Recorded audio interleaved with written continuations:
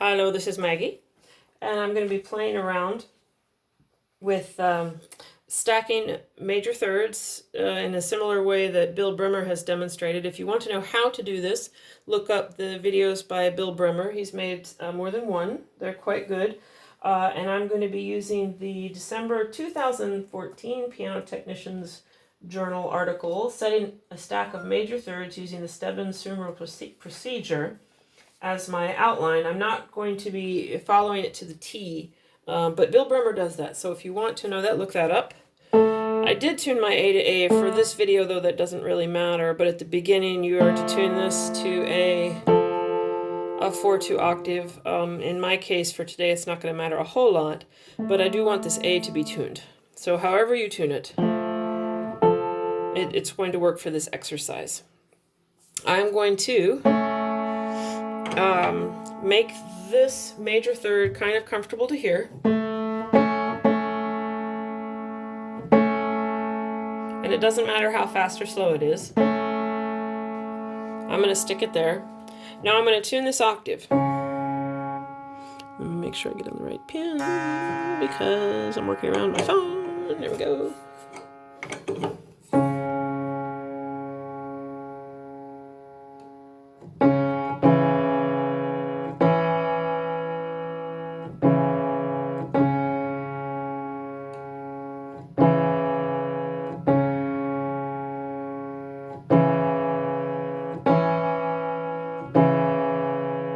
So I'm working to get a 6/3 octave here.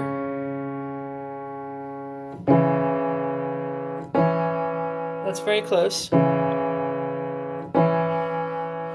So I have this octave tuned and I have this tuned to something. So I'm going to use this information to get my F very, very close, if not on. In my case, it'll probably be just close, but that's fine. I'm going to listen to this beat rate. I'm going to listen to this beat rate. That's slower. Now I'm going to listen to this beat rate. That's quite fast. What I want to do is I want to put this beat rate in between this one and this one. So let's listen to this one. This one's slower. So, and this one's very fast. So this needs to be faster because it has to be in between. When I move my F, I'm going to slow this one down. So let's see what happens. Whoops.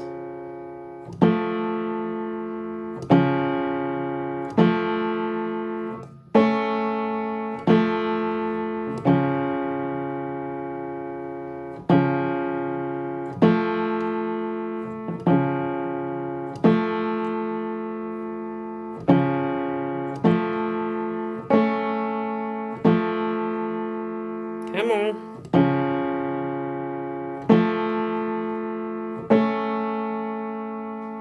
Let me see, listen to my outer ones again. The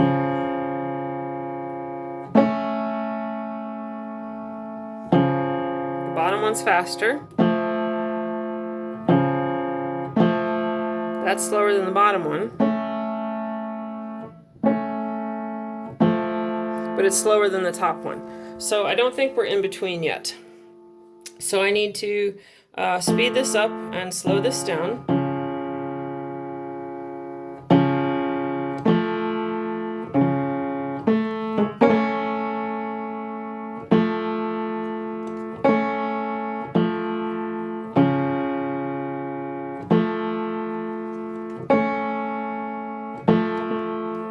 I think I have them close to equal beating here.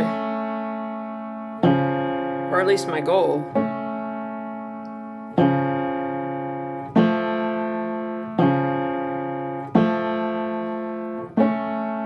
Okay, so I'll find out when I listen to my phone because it always sounds different in the video, but at the moment,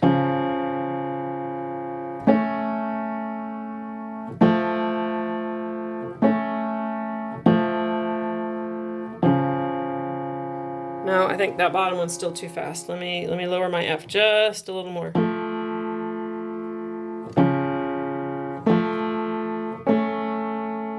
Too far.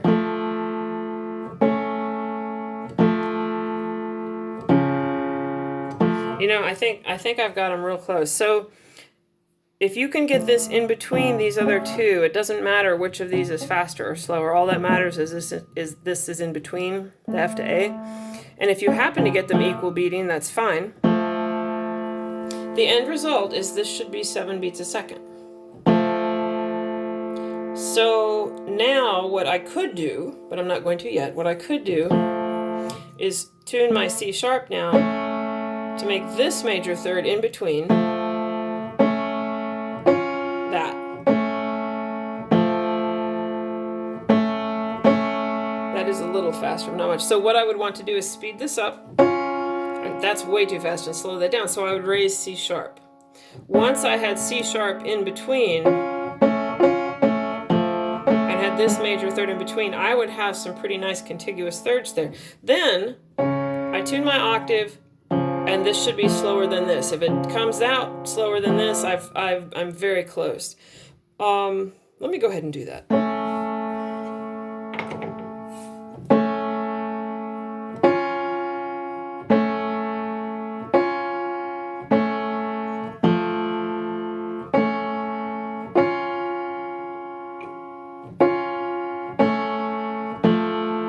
Let's see where this takes me. And then I'll show you what I was going to do next. I wasn't going to tune this, but I'm going to take the time to do it.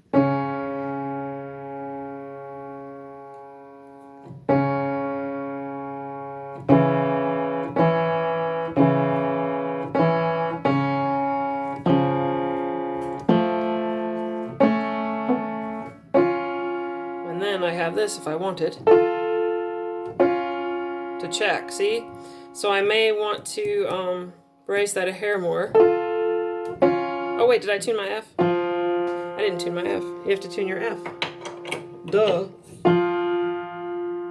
Because I wasn't going to go this far.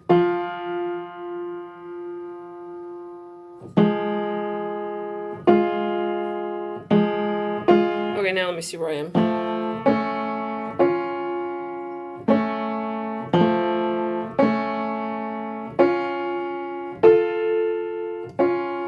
Actually, that's real close. I might want to raise that a hair. But see how slow that is? So if I raise this, I raise that, and I slow this down. So this might be very close. So the point of this video, however, if I have this faster and I tune my octave, then where does this FA end up? See, it's still in between them, and I haven't changed this. So now I'm going to go the opposite way to show you that this works. I'm going to slow this down.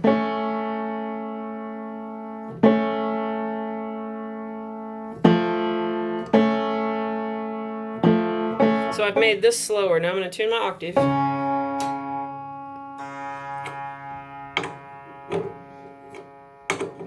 Sorry.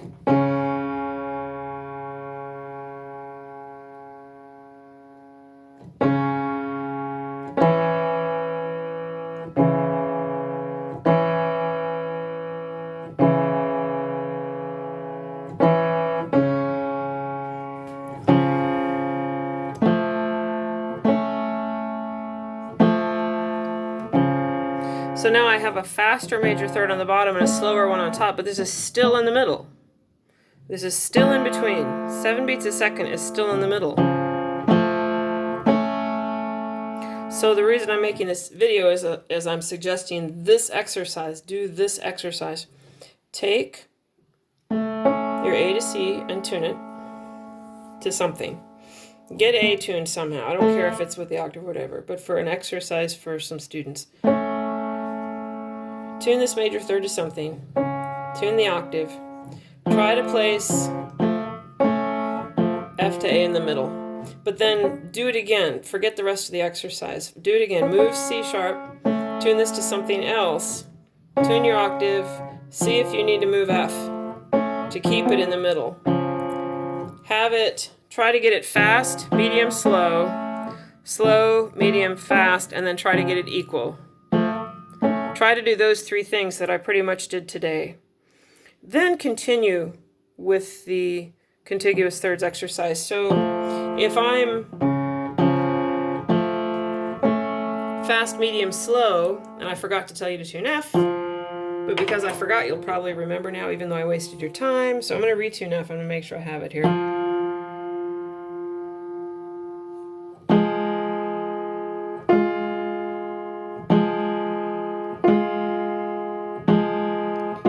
For this exercise, tune it a 6/3 octave. Now I'm going to retune C sharp.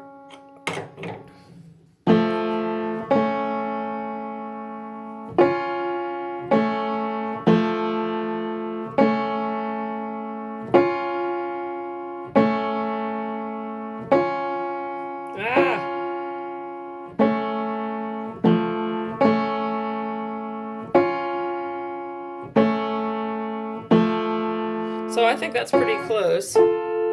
If you tune A first, tune this to a 4/2, you can use this major third to check this, because this has to be faster than that one. So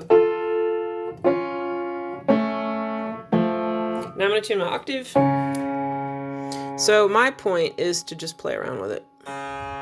It's a really good exercise to just play around with it.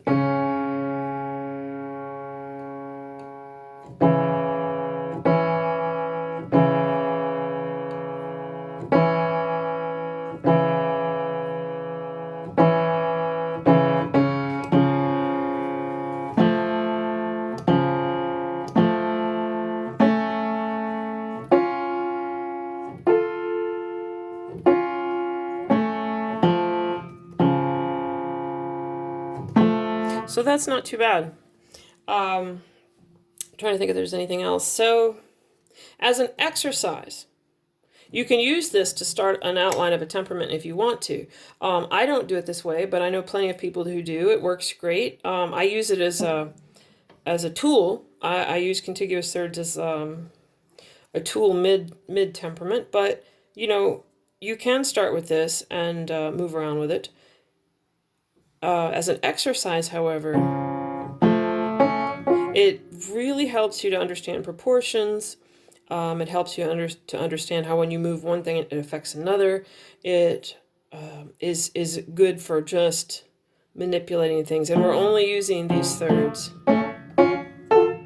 So it's a very good exercise, even if you don't use it to tune. But you can use it to tune. So if you want to see the whole thing, just do a search for Bill Bremmer. In fact, I think I'll put a link in the comments of, not in the comments, in the description of his video that shows you how to do it. But as an exercise, I recommend doing this and changing these. Make this faster, make this one faster, play around with it, retune. It's really good for you. All right. Happy tuning.